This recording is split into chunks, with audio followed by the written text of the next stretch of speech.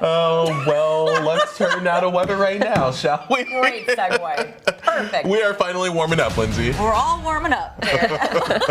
Coming out of hibernation. Yes, exactly. We are going to see some warmer conditions, but let's talk about the next 5 days when it comes to rain chances. So today, we just have an isolated chance of a shower, I would say after 3 o'clock. This is really not a big deal. Not too worried about it, but I want to mention it because you might be running some errands and then you get like a tiny little shower, lasts like 5 minutes and it'll be gone. But tomorrow we have a cold front that passes through and that could be enough to trigger some afternoon scattered showers and thunderstorms. And that would be coming from the north, pushing its way down to the south. Currently, though, on the radar, just a little shower in Sheboygan County. It's now just getting into northern Ozaukee County. Overall, I do anticipate temperatures to be getting into those upper 60s today, despite the fact that we're going to be cloudy as a result of this. You can see all this activity to the north. Eventually, that's going to swing its way down. It's not going to be nearly as much coverage when it does. Like I said, I'm only expecting an isolated shower after 3 o'clock. A little bit of filtered sunshine right now. Any sun that you get is bonus today, by the way. A little bit of that on the horizon. We're very mild in the mid-50s right now in Pewaukee and 54 right now in Milwaukee. I have a rain boot here just because the ground is still kind of muddy from yesterday's rain. Officially, Milwaukee got 0.49 inches, so just a half an inch out of all that. But as we go into this afternoon, after 3 o'clock, you get one of those little pop-ups and temperatures topping out in the upper 60s, if you can believe that. Yes, we are finally getting a little bit warmer.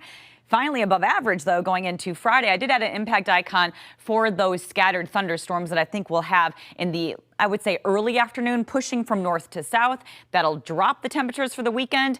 It's not terrible by any means, and then warming back up. Next week looks like a pretty warm week and also well above average as we kick off June. May is going to close out cool and cloudy, but you can see Futurecast highlighting that little bit of an isolated shower. You see it right there, and it moves its way out of here. I'm not really too worried about anything today. And then here we go. We have a cold front.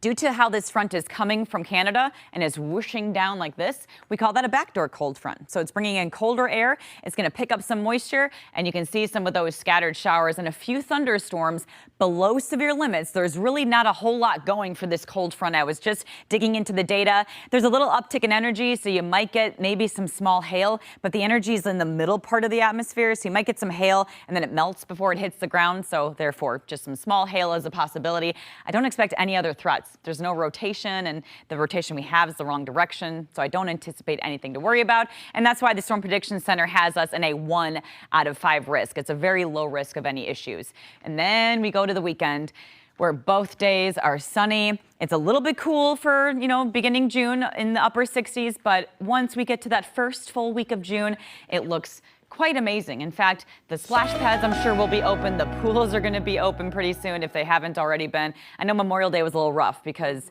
that's usually when pools open, and a lot of them had to delay because it was cold. Yeah, definitely kind of a slow start to the season, but things will pick up soon. It looks good. Thanks, Lindsay.